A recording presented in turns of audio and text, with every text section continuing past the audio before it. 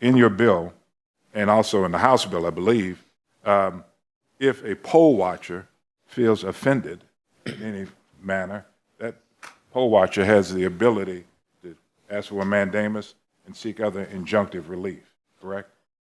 Based on being offended, I don't think that's what it says, but... Well, okay, but go ahead, I'm sorry. No, go ahead.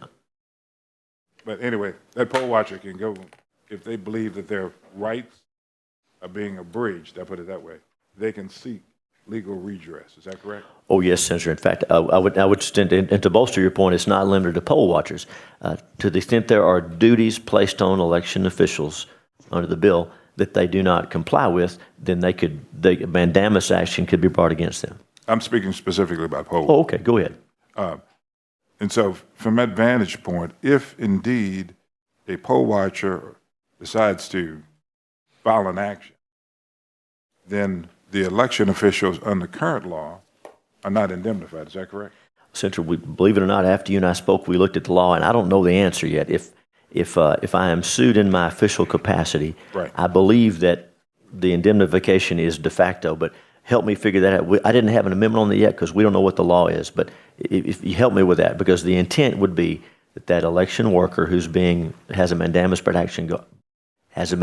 action brought against them, the intent would be that's their official capacity, and the governing body, the governmental entity, would be responsible for that. So I'm told, I've gotten one opinion that said if they're sued in their official capacity, it is automatic that they would be indemnified by the county, by the city. But can we figure out what the law is on that? I think that we should figure it out and make certain it's specifically identified in the election code. All right. They are in fact identified. If there's already an indemnification, we should take that and put it in the election code so there's no issue and we can readily find it. I think that's the law, but let's make sure we've got a little time. Okay. In terms of, we talked about the issue, and you and I went back and forth during the 87th session about training of election poll watchers. And we settled on the issue of taking an oath.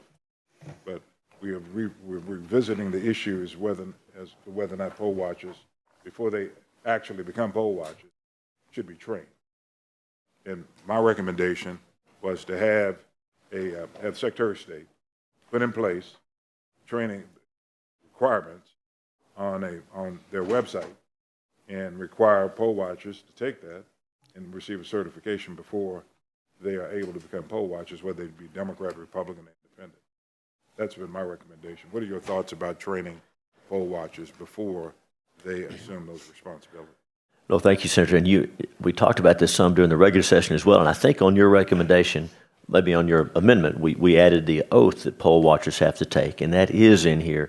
As far as training, as you know, we have heard from Republicans and Democrats that it is difficult to find poll watchers under current law. It's hard to get folks who want to do it. And so the concern has been that if we put a training requirement and another burden, it will be even harder to find folks who will do it. So we're trying to find a way. I know one member of the Senate has discussed a bill, I don't know if it's been filed yet, that would require the Secretary of State to develop a manual, develop some training that has to be given to a poll watcher. So there's a lot of different ways to do it. I don't have an amendment for it today, but I think it's a conversation we have to keep having.